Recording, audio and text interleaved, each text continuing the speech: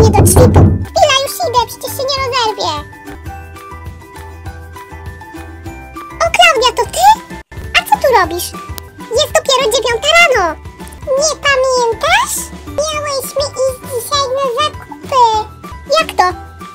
Gdzie? Na jakie zakupy? Miałyśmy iść dzisiaj na zakupy do H&M. A no tak, przypomniało mi się. Poczekaj tu na mnie, pójdę się przebrać.